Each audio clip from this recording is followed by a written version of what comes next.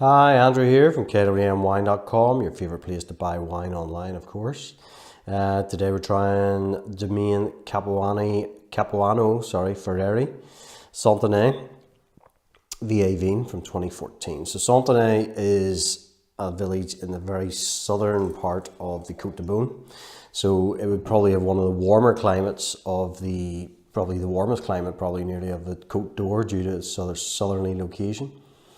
There's no Grand Cru vineyards here. They have village wines such as this, and they have Premier Cru sites.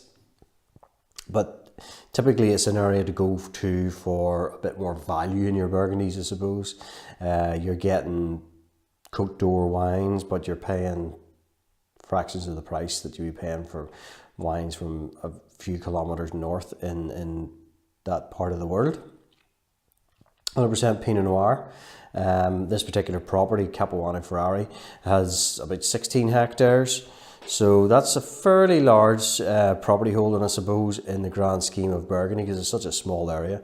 It's so fragmented. And due to sort of historical reasonings, Napoleonic laws of succession, families' properties all get divided up, and no more so than in Burgundy, where basically one vineyard gets split into four, gets split into another four, gets split into another four, and so on and so forth. When it's got to the stage where it became uneconomic to produce wines by themselves, so there was a lot of negotiants popped up. So they're buying wines off John over here and James over there and Patrick over here and so on and so forth, to bring them all together to create a sort of consistent style. Now that's sort of gone backwards, and John, James and Patrick, even though they maybe only have one or two rows of vines, can bottle them under their own names, because there's such value in Burgundy nowadays that they're so bloody expensive that it's still economic for them to do such a thing. And people will lap it up and pay silly amounts of money for a lot of the stuff. But hey ho, that's the market and it demands these things. So we always like to look for value for money, I suppose, in KWM.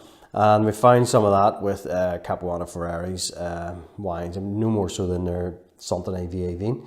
So Vielles, if you're not sure what that is old vine in French words. Now, there's no legal stipulation to say that a vine must be over a certain age to be Vielles, but it's really down to the integrity of the winemaker.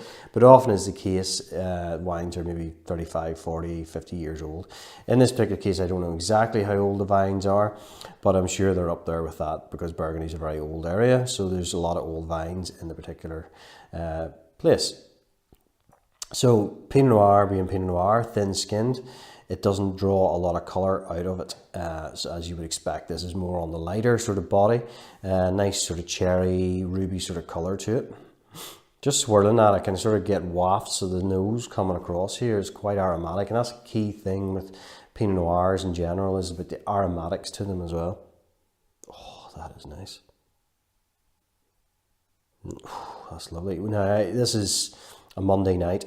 I had some of this with lunch yesterday, Sunday lunch, and I've been sitting letting it sort of air within the bottle. I suppose the cork's been back in it, but it has changed dramatically since it was first opened. So it really shows you the benefit of letting a little bit of oxygen to the wine and letting it open up a bit.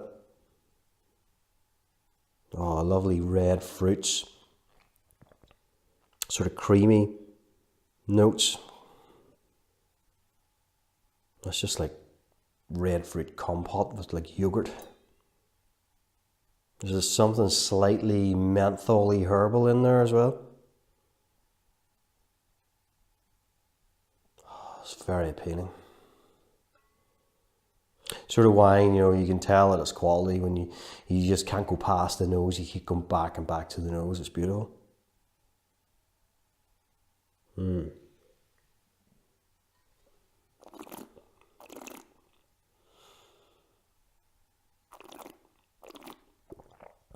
Another key thing with Burgundy or Pinot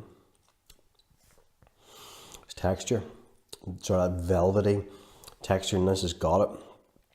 Starts off that lovely velvety mouth coating flavours, textures rather.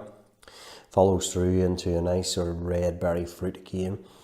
Fresh acids, and there's still quite a bit of grip to the tannin. So while this is 2014, so it's 3.5 years old, It has still a bit of life in it, certainly. It stands up to food as well. Typically these wines, you know, they're made for wine and food. They're not made really for drinking by themselves. You could probably drink them by themselves and you'd probably quite enjoy a glass or two of it, but you're not seeing them at their best. You need to drink these wines with some food. So you're having sort of, like I had this with some roast chicken and it was really, really good, I must admit.